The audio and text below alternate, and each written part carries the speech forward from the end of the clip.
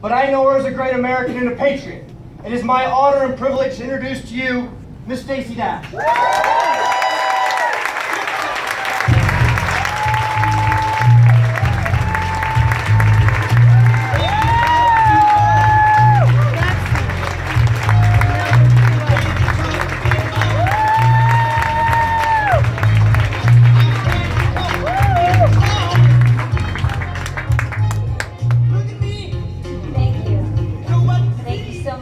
I would first like to say thank you to Zeldin for having me here. It was such an honor, and I am so proud to be here to represent him, because he is a good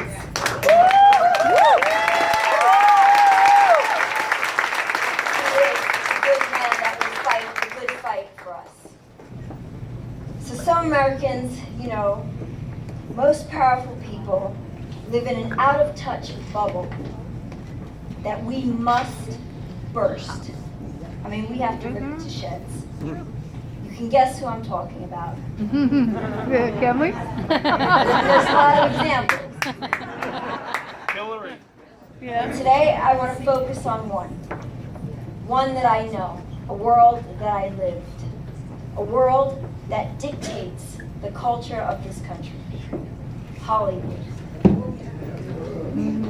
Many people say that Hollywood and Hollywood movies may be extreme, but they are just a reflection of American life. They're just holding up a mirror to our values. That could not be further from the truth.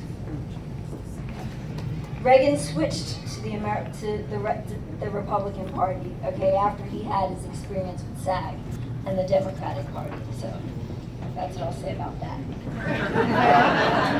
If Hollywood really cared about their audience and about their bottom line, they'd cater to the wide range of opinions and beliefs we have in our country. The entertainment industry should want to be at least as diverse as the rest of the country. After all, it's the rest of the country who goes to their movies, buys their music, watches their TV shows.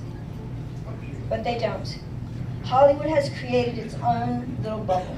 They think they're swimming in diversity, but it's diversity in the shallow end. Everything about Hollywood has become a monoculture. That's why I called my book, There Goes My Social Life.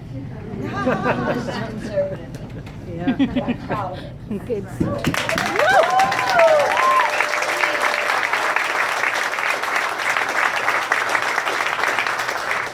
moment I began to speak up for my beliefs and values, my Hollywood friends began to treat me as if I were going through some delusional phase. I came out in favor of Mitt Romney for president in 2012 on Twitter. I had become disillusioned with Obama over the previous couple of years, and the more I listened to Governor Romney, the more I became convinced that his principles and experience was just what our country needed. So I composed a tweet, and I sent it out. Vote for Romney, the only choice for your future. 9 words that changed my world. The Twitterverse was the first to respond, and it wasn't kind. I unfollowed Stacey's dumbass was the first, thankfully anonymous tweet. There was a time when I would walk through fire for @RealStacey Dash. Now I want to throw her in a volcano. There were a lot like this. A lot that were more explicit, so I won't share those. But they were strangers. The one from Samuel L. Jackson is the one that stung. Wait, Stacey Dash really endorsed Romney today? Really? Is she cray? Then my close Hollywood friends started in on me immediately. I got slammed for supporting Money Mitt and corporate America. It was as if money and American corporations were inherently evil, some kind of crazy cult. I mean, didn't they realize that Hollywood is a corporation?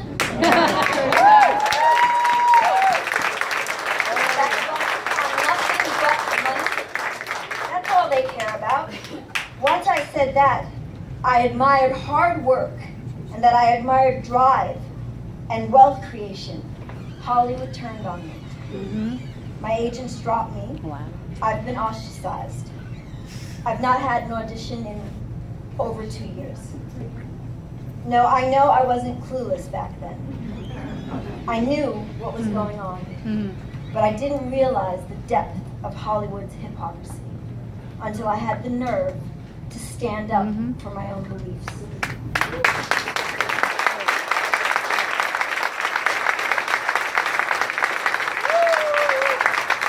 Hollywood types profess ultra-sensitive liberal values are the same ones who drive expensive, heavy polluting cars and wear the latest fashions from the worst sweatshops and make their money every place else on the planet but California. That's right. You know why? Why? The taxes are too high. So it was obvious that Hollywood is delusional, not me.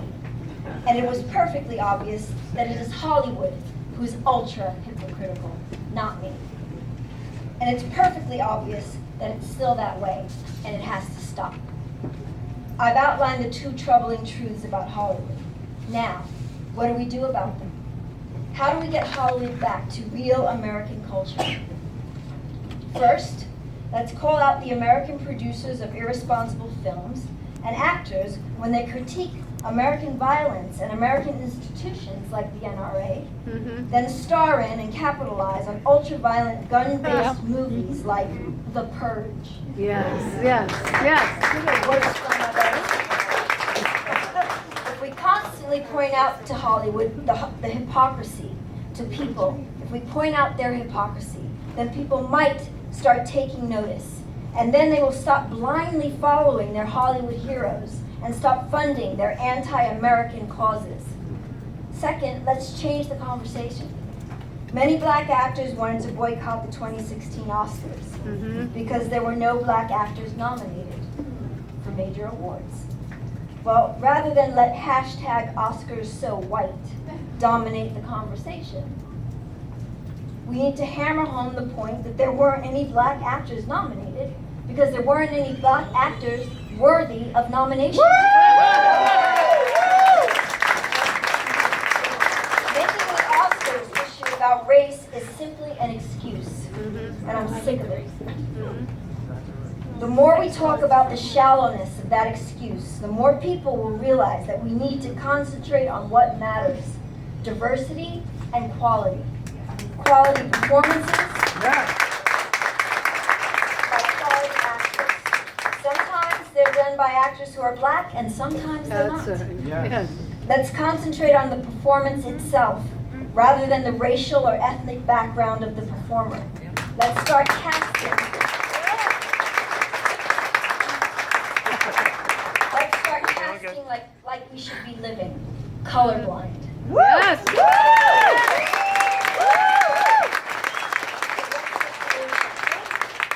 There is a solution.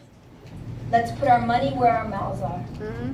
There are enough conservatives and traditionalists in Hollywood, such as Clint Eastwood, Dwayne Johnson, and Jerry Bruckheimer, and certainly enough conservative money in America to fund and support quality projects that project real American values.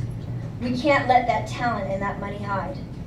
Let's get it out there and put it to work on great movies and TV shows that showcase real American diversity, that champion real American values. That will be a mirror to real Americans and overcoming problems and challenges in admirable and virtuous ways.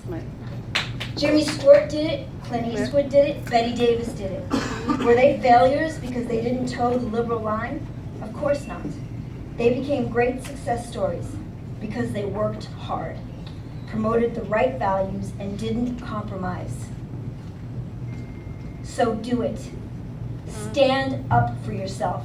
Stand up for America. Stop cowering down. We're not winners. We're strong. If you're not a Republican, then become a Republican. Because the Republican Party is the only way to become